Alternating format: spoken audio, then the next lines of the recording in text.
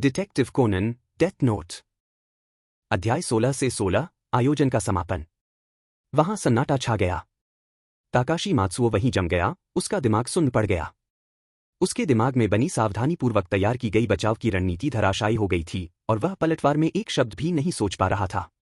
इससे पहले कि वह संभल पाता, पास में मौजूद पत्रकारों के समूह में अचानक हलचल मच गई। लाइव कैमरा तेजी से घूमा और हायाशी योशिकी के शांत और संयमित चेहरे पर जूम किया। श्री हायाशी, क्या आपने जो कहा वह सचमुच सच है? आपने घटनास्थल को सिर्फ एक बार देखा, आपने हत्या के तरीके का इतनी जल्दी अनुमान कैसे लगा लिया? क्या आपके पास अपने सिद्धांत का समर्थन करने के लिए कोई सबूत है? आप श्री मात्सुओ पर संदेह क्यों कर रहे हैं? क्या आप अपने दावों की जिम्मेदारी लेंगे? सवाल गोलियों की बौछार की तरह आए, तेज, तीखे, लगातार। हायाशी योशिकी ने सहज रूप से एक कदम पीछे लिया, लेकिन एरी किसाकी ने तुरंत उसके सामने सुरक्षात्मक हाथ रख दिया। फिर भी प्रेस पीछे नहीं हटा, माइक्रोफोन आगे बढ़ाए गए, उनकी आंखों में जिज्ञासा और घोटाले की बू चमक रही थी। कुछ देर रुकने के बाद योशिकी ने शांत भाव से उत्तर दिया, मुझे लगता है कि सबूत मौजूद हैं। उन्होंने उसी स्पष्टता और शालीनता के साथ बोलना जारी रखा, जैसा उन्होंने टेलीविजन पर दिखाया था। मैं आपको समझाता हूं कि मुझे श्री मात्सुओ पर शक क्यों है। पहली बात, 7वीं मंजिल से 4थी मंजिल तक सटीक निशाना लगाने के लिए अपराधी को काफी कुशल निशानेबाज की जरूरत होगी। संयोगवश ऑन एयर सुश्री नागाई ने उल्लेख किया कि श्री मात्सुओ हथियारों के शौकीन हैं और कथित तौर पर उनके कौशल एक पेशेवर के बराबर है। दूसरी बात, यह अजीब था कि निर्देशक सुबा निर्माता होने के नाते बैकस्टेज पर नहीं बल्कि मिक्सिंग रूम में थे।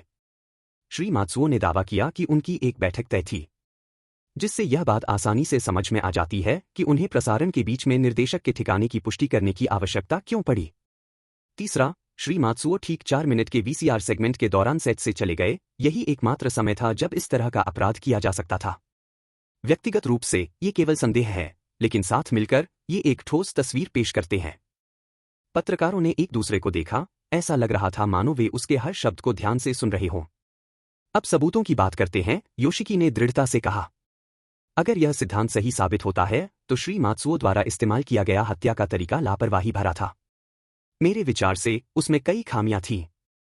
उपलब्ध 4 मिनटों में से कम 2 मिनट इस कृत्य को अंजाम देने में ही खर्च हो गए, जिससे बारूद की गंध को पूरी तरह दबाने, कपड़े बदलने या हथियार को अच्छी तरह छिपाने का समय नहीं मिला।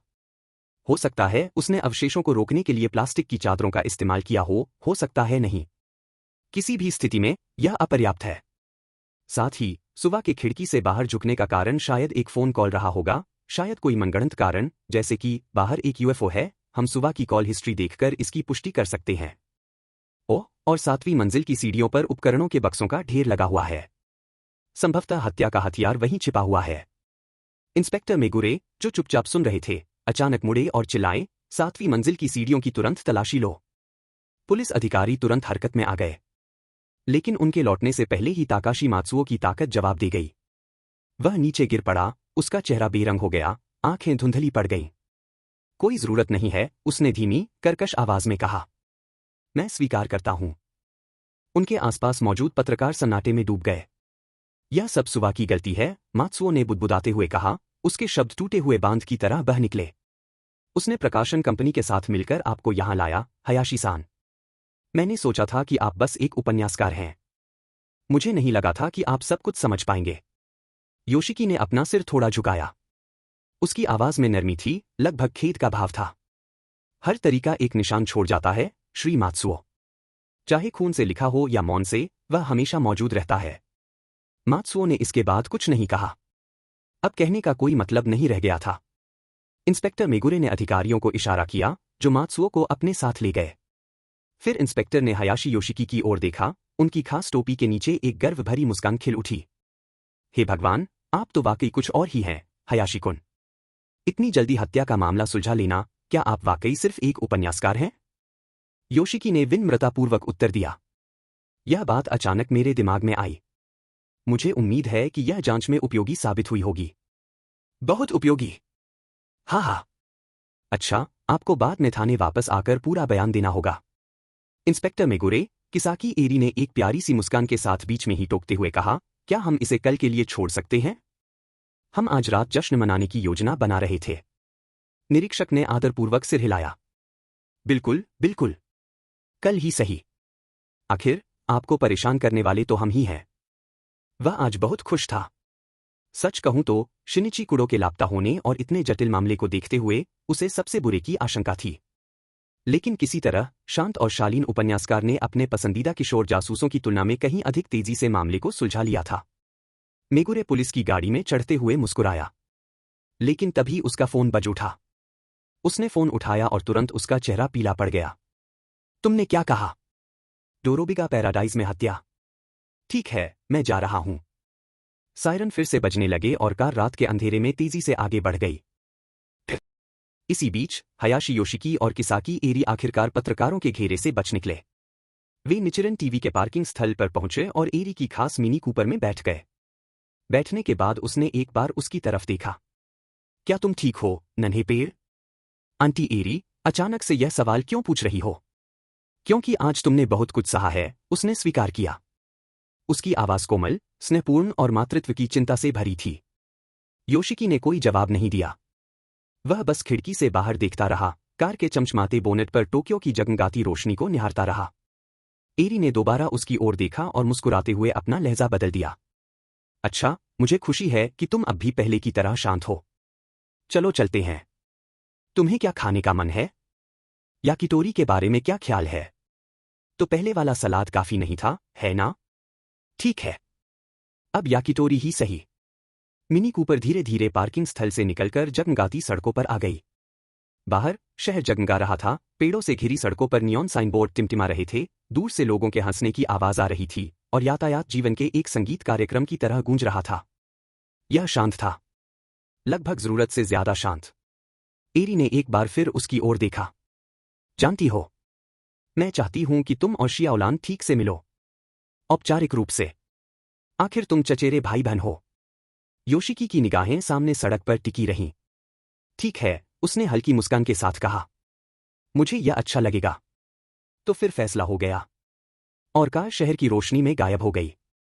अध्याय 17 से 17, डेथ नोट टेस्ट और ओकिनो योको का phone call. The rice flour TV murder case. एक रहस्य उपन्यासकार एक उच्च कोटि का जासूस भी होता है। हाल के इतिहास में पुलिस द्वारा सबसे तेज समाधान। रहस्य उपन्यासकार का चौंकाने वाला निष्कर्ष लाइव प्रसारण पर। पहली बार टीवी पर आकर असली हत्या का मामला सुलझाया। यह मामला रातों रात सनसनी बन गया। पिछली रात में हुआ टीवी पर लाइव प्रसारण के बाद सुबह तक यह मामला चर्चा का विषय बन गया। सुबह के अखबारों की सुर्खियों में यह खबर छाई रही और यहां तक कि पेशेवर रहस्य प्रकाशनों ने भी इसे अपने पहले पन्ने पर जगह दी। हयाशी योशिकी ने भी इस पर ध्यान दिया, हालांकि थोड़ा बहुत। जब उन्होंने कई ऐसी सुर्खियां देखीं जिनमें उन्हें रहस्य उपन्यासकार के रूप में वर्णित किया गया था, तो उन्होंने तुरंत अनुमान लगाया कि यह फुटाबा पब्लिशिंग द्वारा किया गया एक जनसंपर्क अभियान था। उसे इससे कोई आपत्ति नहीं थी। वह तो यही चाहता था।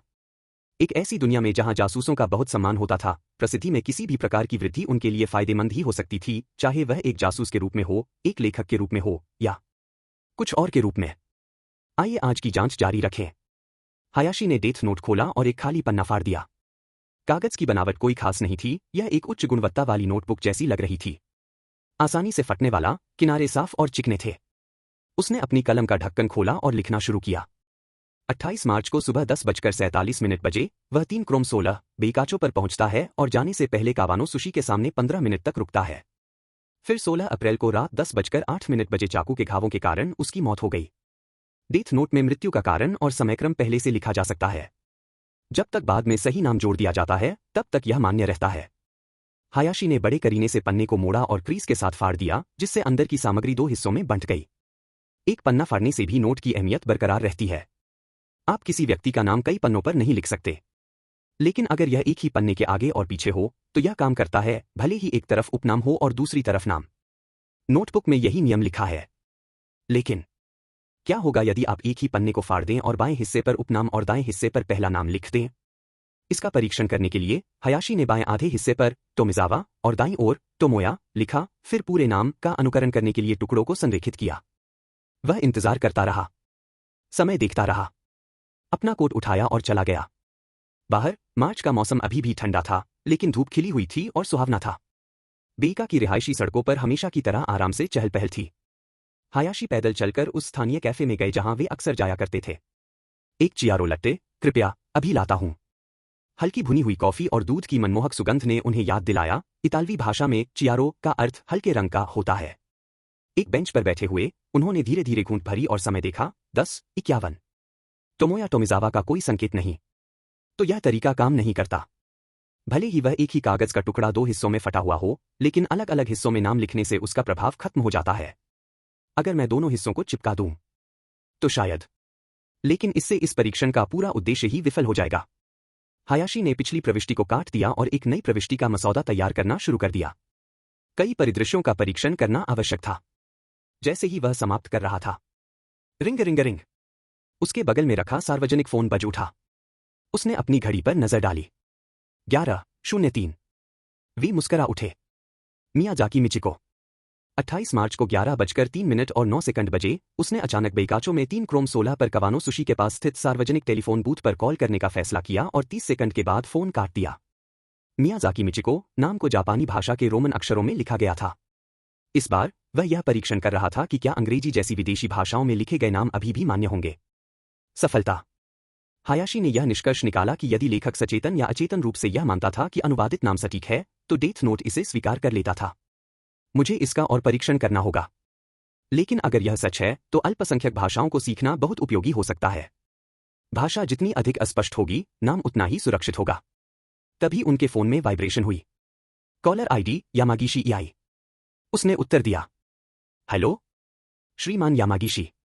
लेकिन दूसरी तरफ से आने वाली आवाज एजेंट की नहीं थी, यह स्पष्ट रूप से एक महिला की आवाज थी और जानी पहचानी सी थी। शुभ दोपहर शिक्षक हायाशी। मैं ओकिनो योको हूं। सुश्री योको? हाँ। उसकी आवाज मधुर थी लेकिन थकी हुई थी। मैंने कल रात खबर देखी। मैंने कभी कल्पना भी नहीं की थी कि इतनी भयावह घटना घट सकती है। लेकिन आपने इसे बहुत खूबसूरती से संभाला। बिल्कुल एक असली जासूस की तरह। धन्यवाद। लेकिन आप थोड़े घबराए हुए लग रहे हैं। क्या मैं आपके लिए कुछ कर सकता हूं? दरअसल, मैं पूछना चाहता था, क्या आप किसी भरोसेमंद जासूस को जानते हैं? एक जासूस? हाँ। हाल ही में मुझे ऐसा लग रहा है कि कोई मेरा पीछा कर रहा है। और मुझे लगता है कि वे शायद मेरे अपार्टमेंट में भी घुस आए होंगे। उसकी आवाज डर से कांप रही थी। एक सार्वजनिक हस्ती होने के नाते वह हमेशा सतर्क रहती थी, लेकिन अब वह स्पष्ट रूप से डरी हुई थी। मुझे आपका नंबर श्री यामागिशी से मिला। मुझे नहीं पता था कि मैं और किस पर भरोसा करूं। हायाशी का लहजा नरम पड़ गया। पीछा करना और अनाधिकृत प्रवेश? मैं समझता हूं। दरअसल, मैं एक ऐसे व्यक्ति को जानता हूं जो मदद कर सकता है। मैं आपको उसके कार्यालय का पता टेक्स्ट कर दूंगा। सच में? बहुत बहुत धन्यवाद शिक्षक हायाशी। अध्याय 18 से 18 बातचीत शुरू करना। दोपहर ढलने का समय था। आसमान का रंग हल्का धधकते लाल रंग का हो गया था और सूरज ढलने के साथ ही पूरा शहर सुनहरे रंग में रंग गया था। हायाशी योशिकी ने वाइनरी के एकांत भूमिगत शूटिंग रेंज में अपना अभ्यास अभी अभी समाप्त किया था। हमेशा की तरह शांत भाव से, साधारण कपड़ों में, वह सड़कों की सुनहरी रोशनी में बाहर निकले। सुंदर है। एक चंचल और चुलबुली महिला की आवाज सुनाई दी। योशिकी ने अपना सिर थोड़ा सा घुमाया और हल्की, मनमोहक मुस्कान दी। उसके सामने एक लड़की खड़ी थी, जिसने स्कूल की वर्दी में कुछ बदलाव किए थे, बाल सुनहरे रंग से रंगे हुए, मेकअप बेदाग और हाथ में एक चमकीला फोन कवर। वह ऐसी लड़की थी जिसे आप स्कूल आइडल कह सकते हैं, जो बोल्ड और बेबाक स्टाइल वाली थी। मैं आपके लिए क्या कर सकता हूं? योशिकी ने संयमित स्वर में विनम्रता से पूछा। ओह! आह! लड़की हकलाते हुए बोली। वह आत्मविश्वास से उसके पास गई थी, लेकिन इतने शांत और सचमुच बेहद आकर्षक व्यक्ति के सामने खड़े होकर उसका आत्मविश्वास डगमगा गया। हर गुजरते पल के साथ उसका आत्मविश्वास कम होता चला गया। क्या तुम कराओके गाने चलना चाहोगे? उसने आखिरकार अचानक पूछ ही लिया। मुझे अफसोस है कि मैं गाने में अच्छा नहीं हूं, योशिकी ने हल्की हंसी के साथ जवाब दिया। ओह, मैं देखता हूं। उसने सोचा कि दूध वाली चाय का सुझाव दे दे, लेकिन अस्वीकृति का एहसास उसे पहले ही हो चुका था। निराशा से अपने गाल फुलाते हुए उसने बुदबुदाया, किसी लड़के को बात शुरू करने के लिए किसी कारण की क्या जरूरत होती है? फिर वह हारी हुई मुद्रा में मुड़कर चली गई। योशिकी बस उसे जाते हुए देखता रहा, फिर उसने अपनी घड़ी में समय देखा। एक अधेड़ उम्र का आदमी पास से गुजरा, लेकिन उसने उस पर कोई ध्यान नहीं दिया। मैं समझ गया, उसने मन ही मन बुदबुदाया। भले ही उसने मुझसे संपर्क किया क्योंकि मैंने इसे लिखा था, फिर भी मूल रूप से यह उसका अपना निर्णय था। उसने अपने कोट की भीतरी जेब से एक छोटी, साधारण सी नोटबुक निकाली, वह थी डेथ नोट। टेस्ट पेज पर पहले वाला परिदृश्य लिखा गया था। टोमोया टोमिजावा। 28 मार्च को शाम 5:47 बजे मीका तेटो बैंक के पास से गुजरते हुए एक स्कूली छात्रा किराने का सामान लिए हुए एक लड़के के पास पहुंची। 16 अप्रैल को रात 10:08 बजे मिचिको मियाजाकी के साथ बहस के बाद उसने चाकू से उसका गला काट दिया और भाग गया। 17 अप्रैल को दोपहर 3:17 बजे गिरफ्तारी के दौरान वह गलती से छत से गिर गया और उसकी मौत हो गई। एक सरल क्रम, एक नियंत्रित मानवीय जीवन, कार्य, भावनाएं, व्यवहार, सब कुछ एक पटकथा की पंक्तियों की तरह सुनियोजित। डेथ नोट सिर्फ मारने का एक औजार नहीं था। योशिकी के हाथों में यह हेरफेर का एक तंत्र बन गया था, एक लेखक की सर्वोत्कृष्ट कलम। उसने नोटबुक बंद की और चला गया। आज के लिए इतना परीक्षण काफी है, उसने सोचा। तोमोया और मिचिको की मौत की योजना सोच समझकर बनाई गई थी। आपसी हत्या, ताकि कम ध्यान आकर्षित हो। यह जरूरी था कि ज्यादा संदेह पैदा न हो। दुर्घटनाएं, गलतफहमियां, गुमशुदा लोग, ये सब बातें जनता को रहस्यमय मौतों की लहर से ज्यादा आसानी से समझ में आ जाती थीं। यथार्थवाद का हल्का सा पुट कहानी को जीवंत बनाने में मददगार साबित हुआ। तभी योशिकी के फोन में वाइब्रेशन हुई। पाठ संदेश, सकाए यामागिशी। श्री हयाशी, क्या आपके द्वारा अनुशंसित जासूस कोगोरो मोरी वास्तव में भरोसेमंद है? योशिकी ने संदेश की स्पष्टता पर थोड़ा मुस्कुराते हुए अपना सिर थोड़ा झुकाया। कुछ देर सोचने के बाद उसने जवाब दिया। हयाशी योशिकी, क्या आप और सुश्री योको उनकी एजेंसी पहुंच चुके हैं? जवाब तुरंत आ गया। यामागिशी इयाई, हाँ, हम अब यहां हैं। लेकिन मुझे ऐसा लग रहा है कि यह मोरी नाम का आदमी, खैर, कुछ हद तक अविश्वसनीय है। लेकिन मिस योको ने कहा कि आपने ही उनकी सिफारिश की थी, इसलिए हमें आपके फैसले पर भरोसा है, श्री हयाशी। योशिकी, शायद यह उसके चरित्र का ही एक हिस्सा है। सच कहें तो उसे समझ नहीं आ रहा था कि मोरी की प्रतिष्ठा की रक्षा कैसे की जाए। लेकिन अब बहुत देर हो चुकी थी। यामागिशी इयाई, खैर, मिस योको ने इस मामले को उन्हें सौंपने का फैसला किया है। योशिकी, अगर कुछ भी होता है तो मुझे तुरंत बता देना। बातचीत यहीं समाप्त हो गई। योशिकी ने अपना फोन एक तरफ रख दिया और चारों ओर देखा। आसमान और भी गहरा हो गया था। उसकी चाची, एरी किसाकी, हमेशा की तरह देर तक काम कर रही थी। शायद वह आधी रात तक खाना नहीं खाएंगी। वहीं उसे कुछ हल्का खाने की जरूरत थी। जैसे ही वह पास के एक रेस्तरां में दाखिल हुआ और ऑर्डर दिया, उसका फोन फिर बज उठा। Caller ID Yamagishi Ei. Shri Hayashi, दूसरी तरफ से घबराई हुई आवाज आई। मिस योको के अपार्टमेंट में एक शव है। क्या आपको मेरी जरूरत है? जी हाँ। कृपया, हम सदमे में हैं। आपकी मदद के लिए धन्यवाद।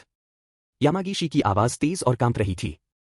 उनके बताए अनुसार संदिग्ध पीछा करने वाले की जांच के लिए कोगोरो मोरी को नियुक्त करने के बाद वे योको ओकिनो के अपार्टमेंट में किसी भी तरह की सेंधमारी की जांच करने के लिए वापस गए। लेकिन दरवाजा खोलते ही उन्हें बैठक के बीचों बीच एक शव पड़ा मिला। योको डर के मारे चीख पड़ी थी। यामागिशी ने तुरंत योशिकी को फोन किया, इसलिए नहीं कि उसे पुलिस पर भरोसा नहीं था, बल्कि इसलिए कि वह मन ही मन मोरी पर भरोसा नहीं करता था। योको, श्री हयाशी का कहना है कि वह रास्ते में है। अच्छा, हमें अभी पुलिस को बुलाना चाहिए। ओह, जी हाँ, बिल्कुल। जब मोरी ने उन्हें याद दिलाया तभी उन्हें अधिकारियों से संपर्क करने की याद आई। इस बीच रान मोरी पहले ही फोन कर रहे थे। उसी समय पास में ही एक छोटी सी आकृति रेंगती हुई आगे बढ़ी। कोनन एडोगावा उर्फ कुडोशिनिची गहरी भौहें चढ़ाए शव के पास दुबका हुआ था। उसे ज्यादा कुछ देखने की जरूरत नहीं थी, उसकी जासूसी प्रवृत्ति पहले ही जागृत हो चुकी थी। आह! एक चीख सुनकर सब चौंक गए। क्या? ये बदमाश कहां से आ गए? कोगोरो मोरी चिल्लाया। कुछ प्राथमिक विद्यालय के बच्चे किसी तरह अपार्टमेंट में घुस गए थे। शव को देखते ही वे चीखने लगे और डर के मारे गिर पड़े। कोनन! रैन ने झट से उसे पीछे खींच लिया। कोगोरो गुस्से से लाल हो गया और उसने मुड़कर कोनन के सिर पर मुक्का मारा। बूम! ये मिस्टर हयाशी कौन हैं जिनके बारे में तुम लोग बार बार बात कर रहे हो? कोगोरो चिल्लाया। योको ओकिनो, जो अभी भी सदमे में थी, ने उसकी ओर पलकें झपकाईं। अरे! श्रीमान मोरी, आपको नहीं पता? हमने आपको इसलिए काम पर रखा है क्योंकि हयाशी योशिकी ने आपकी सिफारिश की थी। कोगोरो जम गया। रैन ने आह भरी। पिताजी, क्या आपने आज अखबार नहीं पढ़े? अरे! मैं सुबह जल्दी उठ गया और मैंने एक ड्रिंक ली। ओह, नहीं, नहीं। मैं बस समाचार देखना भूल गया। तो तुम फिर से शराब पी रहे थे? नहीं, नहीं। बस थोड़ा सा। योशिकी अभी तक वहां पहुंचा भी नहीं था और अपार्टमेंट में पहले से ही अफरातफरी मची हुई थी। कोगोरो ने ओकिनो योको की ओर विनती भरी निगाहों से देखा। चलिए हयाशी के आने का इंतजार करते हैं। योको ने सहमति में सिर हिलाया। अध्याय 19 से 19, कोनन की प्रतिस्पर्धात्मकता। जब हयाशी योशिकी उस अपार्टमेंट बिल्डिंग के निचले हिस्से में पहुंचे जहां योको ओकिनो रहती थीं, तो उन्होंने नीचे कई पुलिसकारों को खड़ा देखा। वह लिफ्ट से सीधे 25वीं मंजिल पर चला गया। जैसे ही वह बाहर निकला, हयाशी योशिकी ने गलियारे में लोगों का एक समूह इकट्ठा देखा। योको ओकिनो के अपार्टमेंट के लिविंग रूम में शव मिला था और पुलिस अब जांच कर सबूत इकट्ठा कर रही थी, इसलिए सभी को बाहर इंतजार करने के लिए कहा गया था। आपसे मिलकर अच्छा लगा, अंकल मोरी। आप कौन हैं? मेरा नाम हयाशी योशिकी है और मैं आंटी एरी का चचेरा भाई हूं। अरे, तो वो एरी का भतीजा है। कोगोरो मोरी, जो कुछ देर पहले तक असमंजस में दिख रहे थे, अचानक इतने सजग हो गए कि आंखों से भी दिखाई दे रहा था। वे आगे बढ़े, हयाशी योशिकी के कंधे पर थपथपाया और बोले, इसमें कोई हैरानी की बात नहीं कि तुम इतने सुंदर हो। तुम मेरी झूठी तारीफ कर रहे हो। हयाशी योशिकी बस मुस्कुरा दी। मोरीरान एक तरफ शालीनता से खड़ी हो गईं और धीरे से उनका अभिवादन करते हुए बोलीं, शुभ संध्या, शू चचेरे भाई। शुभ संध्या। हयाशी योशिकी ने प्यार से मुस्कुराते हुए कहा। रान को थोड़ा असहज महसूस करते हुए देखकर उन्होंने आगे कहा, इतना औपचारिक होने की कोई जरूरत नहीं है। आप मुझे भाई योशिकी कह सकते हैं। हाँ। रान को उसके उपनाम और प्रथम नाम के कुछ हिस्सों को मिलाकर उसे पुकारना थोड़ा अजीब लगा, लेकिन जब उसे एहसास हुआ कि यह बोलना ज्यादा स्वाभाविक है तो उसने इसे स्वीकार करने का फैसला किया। ये बच्चे कौन हैं? हयाशी योशिकी ने कई प्राथमिक विद्यालय के छात्रों को देखा। ये कुछ शरारती बच्चे हैं जो हमारी गैरमौजूदगी में चुपके से अंदर घुस आए। और हाँ, ये कोनन है, ये कुछ समय के लिए हमारे घर पर रुका हुआ है। कोगोरो मोरी ने अपना बड़ा हाथ कोनन के सिर पर रखा, जिससे कोनन ने अपनी आंखें घुमा लीं। कोजिमा जेंटा और त्सुबुराया मित्सुहिको को शरारती बच्चे कहे जाने पर थोड़ी ठेस पहुंची और वे धीरे से बुदबुदाए। क्या? हम बस यह देखना चाहते थे कि हमारे आदर्श का घर कैसा दिखता है। ठीक है ना, आयुमी? फिर दोनों लड़कों की घूरती निगाहों को देखकर योशिदा आयुमी ने हयाशी योशिकी को हैरानी से देखा और कहा, कितना सुंदर बड़ा भाई है। फिर फिलहाल बच्चों को नजरअंदाज करते हुए हयाशी योशिकी योको ओकिनो और उसके एजेंट यामागिशी इची की ओर मुड़े। शिक्षक हयाशी, तो अब स्थिति क्या है? मुझे पक्का नहीं पता, योको ओकिनो ने सिर हिलाते हुए कहा। मैं अभी घर आई और किसी को खून के तालाब में पड़ा देखा। फिर श्री मौरी के निर्देशों का पालन करते हुए मैंने पुलिस को फोन किया और उनके आने का इंतजार किया। ठीक है, तो क्या मैं पूछ सकती हूं कि मृतक का आपसे कोई संबंध है, मिस योको? उस व्यक्ति का योको से बिल्कुल भी कोई लेना देना नहीं है। हयाशी योशिकी योको ओकिनो से बात कर रही थी, लेकिन यामागिशी ई से। उसने तुरंत जवाब देने की कोशिश की, फिर तुरंत योको की ओर मुड़कर कहा, क्या यह सही नहीं है, योको? ऐसा लग रहा था मानो उसे डर हो कि कहीं वह कुछ गलत न कह दे। हालांकि योको ओकिनो शव को पहचानती हुई प्रतीत नहीं हुई। काफी सोचने के बाद उसने भौहें चढ़ाकर सिर हिलाया और कहा, मुझे नहीं पता। मुझे नहीं लगता कि मैं उसे जानती हूं। क्या आप सचमुच उसे नहीं जानते? उसी क्षण इंस्पेक्टर मेगुरे जो अपार्टमेंट से बाहर निकले। हालांकि वह थोड़ा मोटा था, लेकिन उसमें एक पुलिस अधिकारी जैसी गंभीरता झलकती थी। उसने योको ओकिनो को गंभीरता से देखते हुए कहा, आपके पहले के बयान के अनुसार जब आप पहुंची तो दरवाजा बंद था। बिना चाबी के अंदर जाना असंभव था। दूसरे शब्दों में, अगर किसी व्यक्ति की हत्या बंद कमरे में हुई है तो मुख्य संदिग्ध संभवतः अपार्टमेंट का मालिक ही है। यह असंभव है। मैंने किसी को नहीं मारा, अधिकारी योको ओकिनो चौंक गई। इंस्पेक्टर मेगुरे, मैं भी तो यही कह रहा हूं। जब कोगोरो मोरी ने सुना कि मेगुरे जुजो को योको पर शक है तो वह उत्तेजित हो गया। सुश्री योको जैसी खूबसूरत लड़की भला अपराधी कैसे हो सकती है? फिर मेगुरे के माथे पर काली रेखाएं बन गईं। अभी यह निष्कर्ष निकालना जल्दबाजी होगी कि यह एक बंद कमरे का रहस्य है, हयाशी योशिकी की स्पष्ट आवाज बीच में ही बोली। आखिरकार यह सिर्फ एक दरवाजा है जिसे चाबी से खोला जा सकता है। योको ओकिनो स्पष्ट रूप से राहत महसूस कर रही थीं, मानो उन्हें अपना सहारा मिल गया हो। ओह, भाई हयाशी! इंस्पेक्टर मेगुरे, जिन्हें वह पहले से याद था, तुरंत उत्साहित हो गए। क्या मिस योको के पास इस अपार्टमेंट की कोई अतिरिक्त चाबी है? हाँ, मैंने एक श्री यामागिशी को दिया था। मैं समझ गया। तो फिर अपराधी श्री यामागिशी हैं। कोगोरो मोरी ने जरा भी देर न करते हुए यामागिशी ई की ओर उंगली उठाई। जब यामागिशी घबराकर आरोप से इनकार करने के लिए हाथ हिलाने लगा तो मोरी तेजी से आगे बढ़ा और उसे कॉलर से पकड़ लिया। तुम उसके एजेंट होने के नाते तुम्हें जलन हुई होगी, तुमने अपनी भावनाओं का इजहार किया होगा और तुम्हें ठुकरा दिया गया होगा, तो अब तुम उसे फंसाने की कोशिश कर रहे हो, है ना? कृपया बकवास मत करो। मेरे पास एक अतिरिक्त चाबी थी, लेकिन वह कुछ दिन पहले खो गई। मुझे लगता है कि मैंने उसे टीवी स्टेशन के स्टाफ लाउंज में छोड़ दिया था। तुम्हारा सबूत कहाँ है? हमारे पास तो बस तुम्हारी बात है। मुझे यह पता है, श्रीमान मौरी। यामागिशी झूठ नहीं बोल रहा है। योको ओकिनो अपने एजेंट पर झूठा आरोप लगने से बचने के लिए तुरंत स्पष्टीकरण देने के लिए आगे आईं। उनके चिंतित और गंभीर चेहरे को देखकर कोगोरो को असहज होकर अपना गला साफ करना पड़ा। खैर, चूंकि मिस योको ने ऐसा कहा है, कहानी के सिर्फ एक पक्ष का समर्थन न करें। कोनन ने दोहरे मापदंड को देखते हुए अपने होठों के कोने को थोड़ा सा हिलाया। फिर उसने हयाशी योशिकी की ओर देखा, जो शांत भाव से हल्की मुस्कान के साथ यह दृश्य देख रहा था, मानो उसे इस हास्यास्पद तमाशे से बिल्कुल भी फर्क नहीं पड़ रहा हो। लेकिन देखते हैं कौन बेहतर है। कोनन के दिल में प्रतिस्पर्धा की भावना जागृत हो गई। उसने बेइका टीवी का सीधा प्रसारण नहीं देखा था, लेकिन उसने इस मामले के सुलझने की खबर जरूर देखी थी। घटनास्थल के आसपास घूमकर ही हत्यारे के तरीके का पता लगाना कोनन के लिए असंभव नहीं था, क्योंकि कभी कभी किसी मामले को सुलझाने के लिए सुरागों को जोड़ने के लिए बस सही संकेत की जरूरत होती है। शायद हायाशी योशिकी के लिए भी ऐसा ही रहा होगा। लेकिन सिर्फ इस तथ्य से ही कि वह ऐसा करने में सक्षम था, यह साबित हो गया कि वह कितना काबिल था। एक ऐसे प्रतिद्वंद्वी को ढूंढने के लिए जो वास्तव में उसके बराबर हो सकता है, कॉनन के मन में प्रतिस्पर्धा करने की इच्छा जागृत हुई। पुलिस की जांच और सबूत जुटाने का काम कैसा चल रहा है? यह लगभग पूरा हो चुका है। क्या आप अंदर आकर देखना चाहेंगे, भाई हायाशी? जरूर। हायाशी योशिकी को उम्मीद नहीं थी कि इंस्पेक्टर मेगुरे उन्हें व्यक्तिगत रूप से आमंत्रित करेंगे। ऐसा प्रतीत होता था कि इस दुनिया में पुलिस वास्तव में जासूसों की मदद से मामलों को सुलझाने की आदी हो चुकी थी। मैं भी मदद करने आऊंगा, इंस्पेक्टर मेगुरे। उसी क्षण कोगोरो मोरी ने उत्साहपूर्वक अपनी बात रखी। इंस्पेक्टर मेगुरे ने उसे अंदर आने का इशारा किया। अध्याय 20 से 20, मृत्यु में सौंदर्य शास्त्र की खोज न करना। योको ओकिनो के आवास में स्त्रीत्व से संबंधित बहुत कम तत्व मौजूद हैं। सजावट से लेकर फर्नीचर तक, यह इस युग के एक बहुत ही सामान्य उच्चस्तरीय अपार्टमेंट जैसा दिखता है, जिसमें कुछ भी खास नहीं है।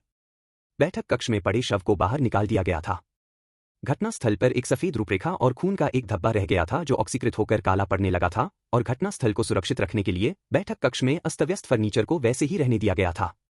लेकिन इस कमरे में बहुत गर्मी है। क्या आप घर पर हमेशा तापमान इतना ही रखते हैं? इंस्पेक्टर मेगुरे ने सांस लेने के लिए अपने कॉलर को खींचा। वह कमरे में केवल 2 मिनट ही रहा था और उसकी टोपी के नीचे पहले से ही हल्का पसीना आ रहा था।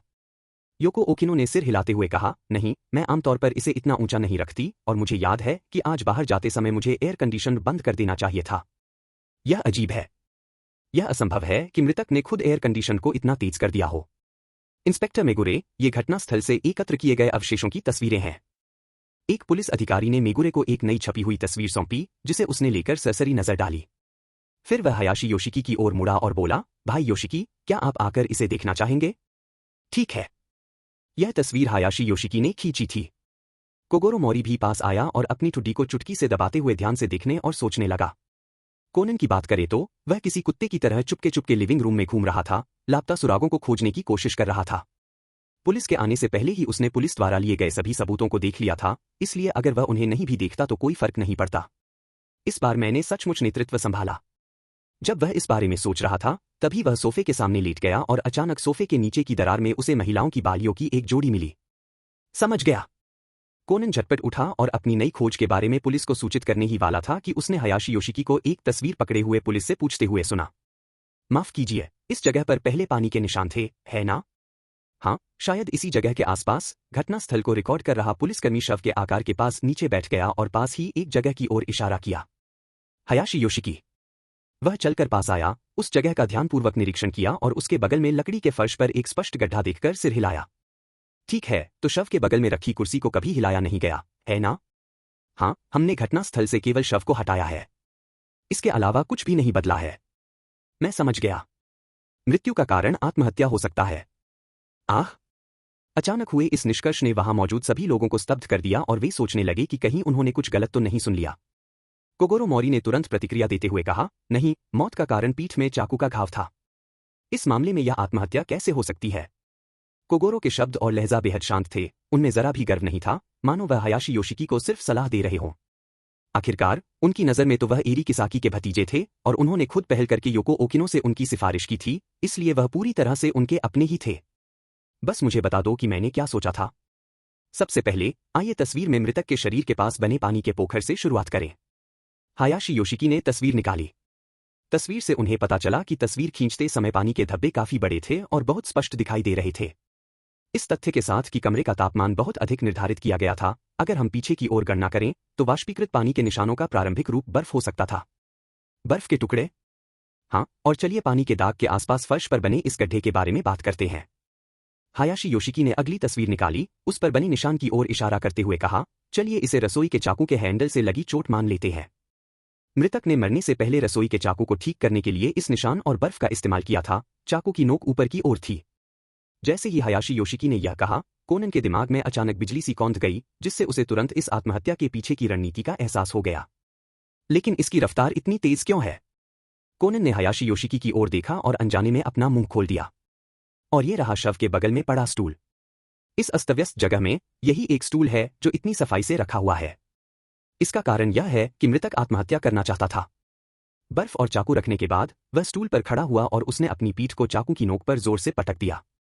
चाकू से वार किए जाने के बाद आपकी मौके पर ही मौत नहीं होगी, इसलिए उसके पास अभी भी संघर्ष करने और करवट बदलने के लिए पर्याप्त ऊर्जा बची थी ताकि उसकी पीठ ऊपर की ओर हो जाए, जिससे यह हत्या जैसा लगे। हायाशी योशिकी के इस बयान के बाद वहां मौजूद लोग अचंभित रह गए। कोनन को छोड़कर ज्यादातर लोगों को यह थोड़ा हास्यास्पद लगा, लेकिन घटनास्थल पर मौजूद सबूतों को देखकर वे इसका खंडन करने में असमर्थ रहे। अंत में यह रान मौरी थे जिसने उसके मन में सबसे बड़ा सवाल उठाया, लेकिन मिस योको को फंसाने के लिए आत्महत्या का इस्तेमाल क्यों किया गया? मुझे यह नहीं पता, हायाशी योशिकी ने धीमी आवाज में जवाब दिया। उनकी असाधारण सुंदरता में एक मुस्कान झलक रही थी, लेकिन ऐसा लग रहा था कि यह मुस्कान महज आदत थी। मुझे पहले तीर चलाने और फिर निशाना साधने की आदत है। किसी मामले को सुलझाने में भी यही तरीका है। पहले अपराध करने का तरीका पता लगाओ, फिर धीरे धीरे मकसद का पता लगाओ वगैरह। वैसे भी मुझे मृतक का नाम तक नहीं पता। आसपास के लोग एक दूसरे को देखने लगे। कुछ क्षणों की चुप्पी के बाद योको ओकिनो अंततः बोलने से खुद को रोक नहीं पाईं। दरअसल उनका नाम अकीरा असानुमा है। मिस योको। सकाई यामागिशी के चेहरे पर घबराहट के भाव उभर आए। मेगुरे ने तुरंत भौहें चढ़ाते हुए कहा, क्या आपने शुरू में यह नहीं कहा था कि आप इस व्यक्ति को नहीं जानते? योको ओकिनो ने अपना सिर नीचे कर लिया। हालांकि उसने जल्द ही कबूल कर लिया, मृतक अकीरा असानुमा उसका प्रेमी था जब वह छात्रा थी, और योको ओकिनो ने वास्तव में उसका शव देखते ही उसे पहचान लिया था। उसके इस बयान के जवाब में हायाशी योशिकी के मन में केवल एक ही विचार आया, वह वास्तव में एक अभिनेत्री है, और शुरुआत में जब उसने उसे पहचानने से इनकार किया तो उसमें वास्तव में कोई गलती नहीं थी। तो जब असानुमा अकीरा ने मिस योको से सुलह करने का अनुरोध किया और उसे अस्वीकार कर दिया गया, तो उसने गुस्से में आत्महत्या करने का फैसला किया और इसका दोष उस पर डाल दिया। कोगोरो मोरी ने एक अनुमान लगाया। लेकिन हैरानी की बात यह है कि योको ओकिनो ने सिर हिलाते हुए कहा, नहीं, उसने मेरे साथ दोबारा रिश्ता जोड़ने की कोशिश नहीं की। ब्रेकअप के बाद यह पहली बार था जब मैं उससे मिली। अरे अंकल कोगोरो, मैंने अभी सोफे के नीचे एक अजीब सी बाली देखी। इसी समय कोनान ने वह बाली निकाली जो उसे पहले मिली थी। जब योको ओकिनो ने उसे देखा तो उसने तुरंत पहचान लिया कि यह युको इकेजावा की है, जो उसी समय डेब्यू करने वाली एक और आइडल थी। इसलिए पुलिस ने तुरंत युको इकेजावा को घटनास्थल पर बुलाया। जब कुछ हद तक अभिमानी और अनिच्छुक इकेजावा युको जब वह पहुंचा तो मामले का संदर्भ अचानक स्पष्ट हो गया। मैनेजर यामागिशी सकाई की अतिरिक्त चाबी दरअसल इकेजावा युको ने चुरा ली थी। वह योको ओकिनो की बढ़ती लोकप्रियता से ईर्ष्या करती थी और अपनी प्रतिद्वंदी के बारे में कुछ गलत जानकारी निकालने के प्रयास में वह चोरी की चाबी का इस्तेमाल करके बार बार उसके अपार्टमेंट में घुसती थी। आज सुबह योको के पूर्व प्रेमी असानुमा अकीरा सुलह की उम्मीद में उसके अपार्टमेंट में आया। अंदर आते ही उसने इकेजावा युको की पीठ को योको ओकिनो की पीठ समझ लिया और उसे पीछे से गले लगा लिया। युको घबरा गई और डर गई, उसने उसे धक्का दिया और अपार्टमेंट से भाग गई। परिणामस्वरूप दिल टूटने के सदमे से उबर न पाए असानुमा ने एक बार फिर अस्वीकृति को गलत समझा। भावनात्मक निराशा में प्रेम घृणा में बदल गया और उसने योको ओकिनो के अपार्टमेंट में एक सुनियोजित आत्महत्या की योजना बनाई ताकि इसे हत्या जैसा दिखाया जा सके और उसे बर्बाद किया जा सके। फिर गंभीर भावों के साथ यामागिशी सकाई ने भी स्वीकार किया, दरअसल योको, असानुमा ने तुमसे इसलिए रिश्ता तोड़ा क्योंकि मैंने ही उससे ऐसा करने को कहा था। क्या? योको ओकिनो चौंक गई। उस समय तुम्हारा आइडल करियर बस शुरू ही हो रहा था, और अगर यह बात फैल जाती कि तुम दोनों डेटिंग कर रहे हो तो तुम्हारी प्रतिष्ठा को बहुत नुकसान पहुंचता। इसलिए मैं उसके घर गई और उससे तुम्हें छोड़ने की विनती की, उसे बताया कि यह तुम्हारे भविष्य के लिए जरूरी है। योको चुपचाप अपने मैनेजर को देखती रही, उसके चेहरे के भावों को समझना असंभव था। तुम ऐसा क्यों करोगे? हमेशा भावुक रहने वाली रान मौरी का सीना कस गया। वह सहानुभूति जताए बिना नहीं रह सकी। यह सारी त्रासदी गलतफहमी, झूठ और गलत समय के कारण पैदा हुई थी। लेकिन कोगोरो मोरी ने ठंडी सांस ली। यह तो नेक बात लगती है, लेकिन अगर वह सचमुच मिस योको के भविष्य के लिए गया था तो अब उनके करियर के चरम पर वापस क्यों लौटेगा और ठुकराए जाने पर इतनी हद तक क्यों जाएगा? चाहे वह रिश्तों से जुड़ा घोटाला हो या किसी आपराधिक मामले में फंस जाना, दोनों ही बातें किसी उभरते सितारे के करियर के लिए घातक साबित हो सकती हैं। पापा। रैन ने अपने पिता के कठोर लहजे पर भौहें चढ़ाई, लेकिन उसे यह नहीं पता था कि इसका खंडन कैसे किया जाए। उसी क्षण कोनन ने हायाशी योशिकी की ओर मुड़कर देखा। भाई योशिकी, आप क्या सोचते हैं? मुझे? अपनी नोटबुक में कुछ लिख रहे हायाशी योशिकी ने प्रश्न सुनकर थोड़ा आश्चर्यचकित होकर ऊपर देखा। उन्होंने हल्की सी मुस्कान के साथ उत्तर दिया, मेरा व्यक्तिगत मानना है कि मृतकों का महिमा मंडन करने या उनकी निंदा करने की कोई आवश्यकता नहीं है। वह कुछ पल के लिए रुका, उसकी आवाज शांत और स्पष्ट थी। मृतकों को हमारे फैसले की जरूरत नहीं है। और मैं तो। उसने नोटबुक को धीरे से बंद कर दिया। मृत्यु में सौंदर्यबोध की तलाश मत करो।